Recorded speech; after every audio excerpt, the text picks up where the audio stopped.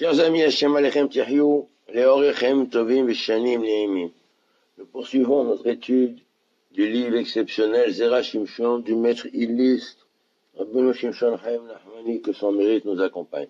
Nous sommes dans Shir HaShirim au Darouche Tetzaïn. Le pasuk dit Ishba'ati etrem benot Yerushalayim. Kajbouchou, il fait jurer les filles d'Israël, les filles de Jérusalem, Bitzvaot, par les biches des champs, O Bealot Asadeh, ou par les gazelles, les gazelles des champs. Im Ta'iru, Ve'im Te'oreru et Ahava Ad Sheterpaz. C'est-à-dire, traduction littérale, si vous réveillez ou vous provoquez l'amour, la hava, avant que le temps n'arrive, que ce soit le temps propice. Il y a un temps pour réveiller l'amour. De quoi s'agit-il? Nous dit la Gemara, on remarque que ce verset est répété à plusieurs reprises dans le Shir HaShirim. Ce serment est répété à plusieurs. Est-ce qu'il est répété 3 fois, 4 fois, 6 fois? Dans la Gemara, c'est souligné qu'il est au moins répété 3 fois. Alors la Gemara, elle dit dans Maseret Ktubot à la page 111. Alors, il dit ici,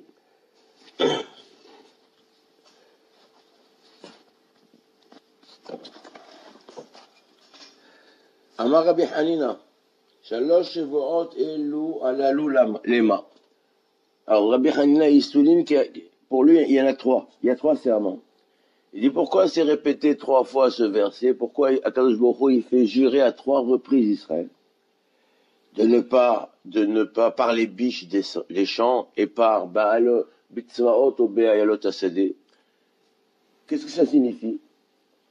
Alors il dit, Rabbi Hanina, il dit, Ahat Shelo Israël, Shelo Ya'alu Israël Bahama. Donc Israël est en exil, dispersé aux 4 coins de la terre. Donc Akadosh Baruch Hu leur fait jurer de ne pas se lever comme une muraille pour monter en Eretz Israël. Le premier serment.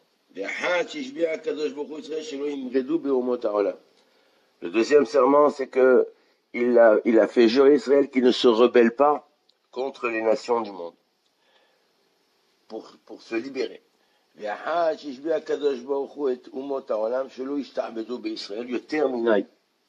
Et le troisième serment concerne les nations du monde. Il fait jurer les nations du monde qu'ils n'oppressent pas et n'exercent pas le joug de l'exil sur Israël plus qu'il ne faut. Maintenant, la Gemara continue. Rabbi Lévi, il dit, il y a 6 serments. 6 Shvuot. Lui, il a compté 6. Il dit pourquoi? Il dit les 3 comme nous avons dit. Les 3 suivantes. Shelo Igalo et Taket. Que Israël ne dévoile pas le temps fixé pour la rédemption. Mais Shelo Idhaku et Taket. Et qu'il ne fasse pas en sorte de le faire venir avant. Comment? Par les prières. Ils font des prières plus qu'il ne faut. Il y a un temps pour l'exil, un temps pour la délivrance. Ce temps de la délivrance, il faut pas le faire venir avant. Mais Shelo Igalo Asod Leomot Haolam. Et qu'il ne dévoile pas le secret de la rédemption aux nations du monde. Ça, c'est ce que dit Rabbi Lévi. Donc, dans cette Gemara, c'est des choses très profondes, très complexes. Le Rabbi Chaim Vital, dans son introduction sur le Sharak Damot, il dit que ce serment-là ne concernait que les 1000 premières années de l'exil, c'est-à-dire tout le 5e millénaire. Mais dès que le 6e millénaire a commencé, ce serment est caduc. Il n'a plus lieu d'être. Ça, c'est ça. Et c'est comme ça que les Mekoubalim, les Kabbalistes, ils comprennent cette Gemara. Maintenant, dans le sens simple de la Gemara, il dit ici le Rav, Yesh le Dagdek. Il y a lieu de s'interroger. Comment Akadosh Baruch Hu, il peut ordonner à Israël de ne pas essayer de faire avancer le temps de l'exil, le temps de la délivrance? Alors, en gros, voilà que la Gemara elle-même, elle dit qu'il y a 2 fois dans le prophète, il est marqué le temps de la délivrance, Be'aïta, en son temps, ou Ahishena, ou bien je la fais à venir avant. C'est ce que le prophète dit. Il dit la délivrance, elle peut venir en son temps. Ça veut dire, on ne sait pas, le temps fixe, il y a une limite. Et il y a un autre temps qui est qu'Akadosh Baruch Hu, il peut avancer ce temps de la délivrance. Be'aïta, Ahishena. C'est-à-dire, Zachou, s'ils n'ont pas de mérite, alors Be'aïta, le temps est fixe. Mais s'ils ont du mérite, alors Akadosh Baruch Hu, il va avancer le temps, le moment de la délivrance. Donc il y a une possibilité d'avancer. Alors pourquoi ici il dit, je vous fais jurer que vous ne fassiez pas l'ithaq et taket, faire en sorte de causer, obliger par la prière, faire trop de prières, comme explique Rachid, trop de prières, énormément de prières pour avancer cette délivrance. Alors c'est étonnant a priori. Mais Shlomo j'attends un mot mishum d'aminan ben midrash, al pasouk, voilà que dans le midrash il est dit au sujet de Yosef. Yosef est resté 2 ans supplémentaires en prison. Il dit, Vayi miket shenataim yamim ou paro cholem. Il dit, depuis le moment où Yosef a expliqué les rêves du maître échanson, du maître panetier. Donc l'échanson, il est sorti. Quand il sort, il lui dit, rappelle-toi de moi, fais-moi sortir de la prison.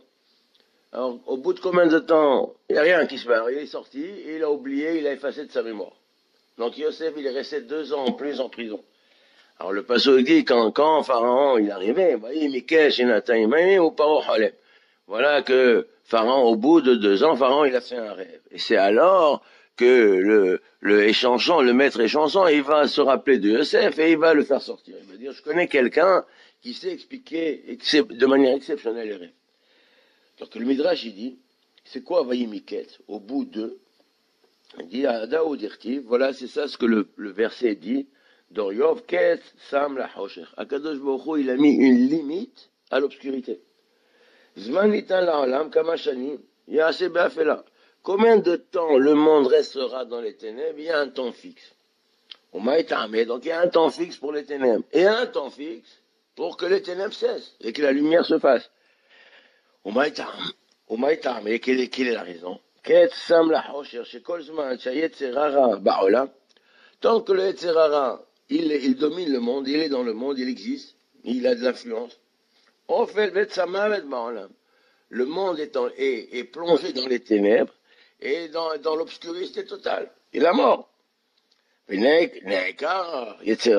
le Yetzerara est déraciné, est arraché à ce monde, l'obscurité, les ténèbres cessent. Comme si en arrachant le Yetzerara, le Malach HaMavet, etc., de ce monde, on a arraché l'obscurité et les ténèbres.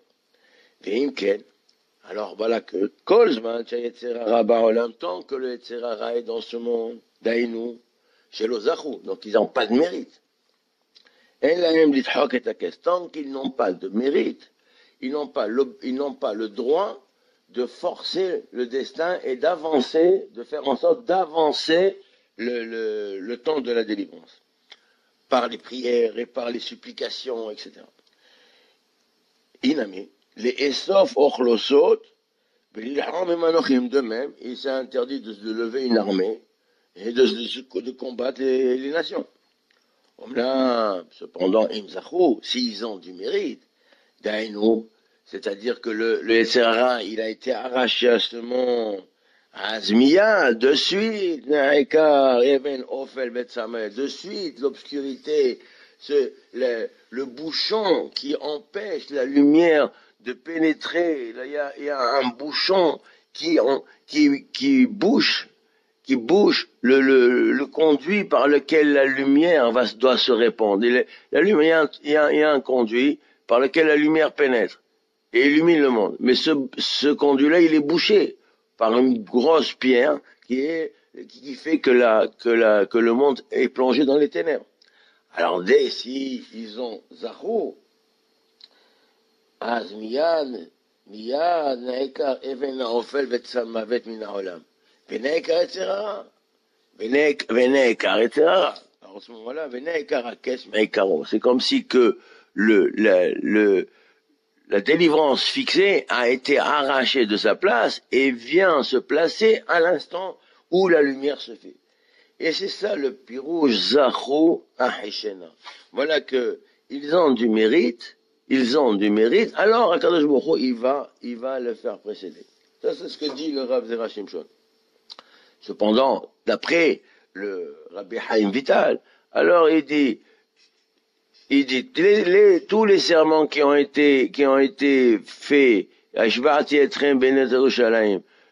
fais, Akadosh Baruch Hu, il a fait jurer Israël de ne pas causer d'avancer la délivrance. Ça, c'est pendant tout le 5e millénaire. Comme il marqué que la galoute, il dit Kol Hayom Dava.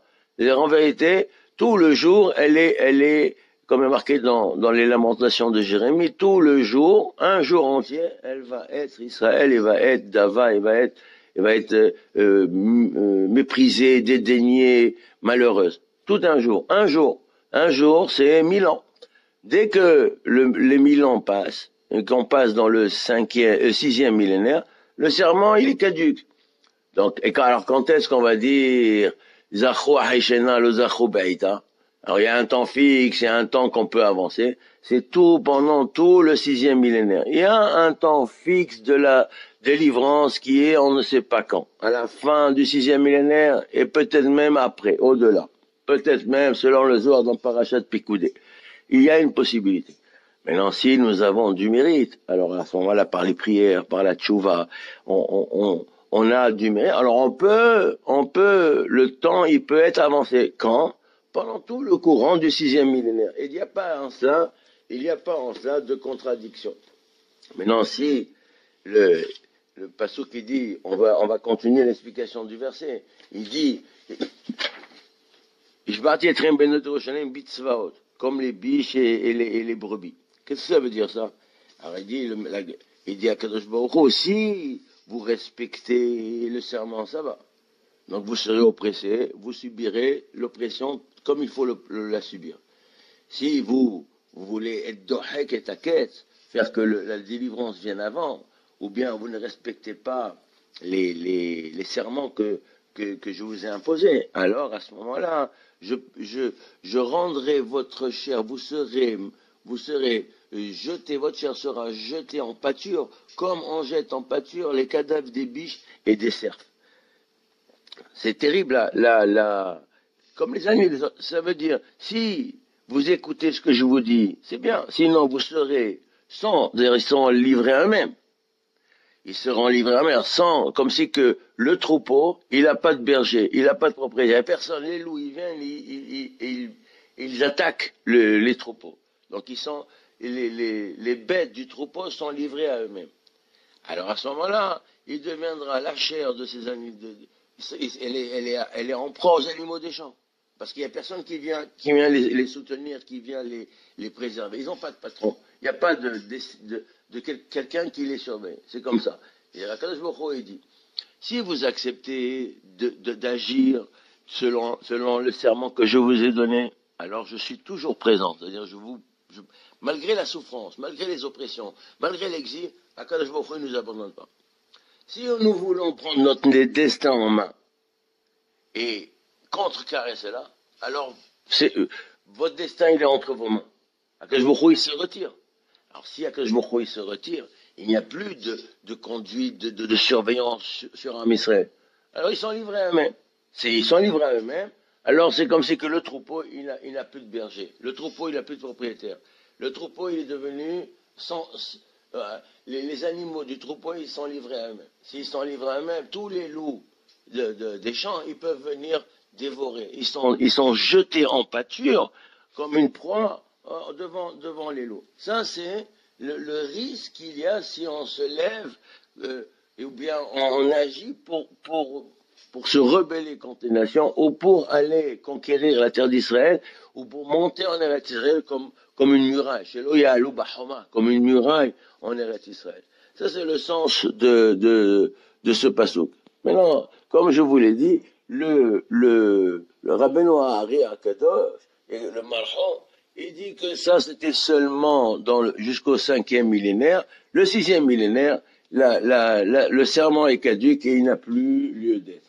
On le constate, les marassés de visu, que les Bnei Israël, ils sont retournés en la selle, ils ont repris la terre, ils ont fait fructifier, ils l'ont développé, et c'est devenu un pays relativement puissant et stable. Baruch Adonai Leolam, Amen ve Amen.